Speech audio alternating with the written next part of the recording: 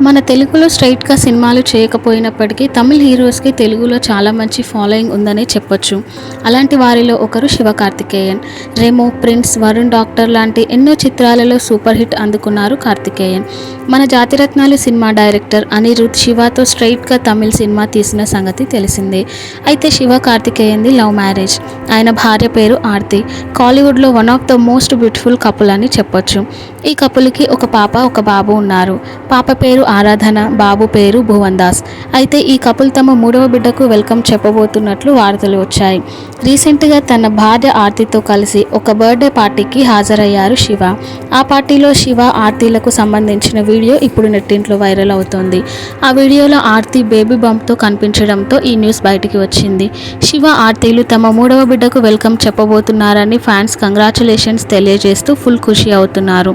ఈ న్యూస్ ఇప్పుడు సోషల్ మీడియాలో వైరల్‌గా మారింది.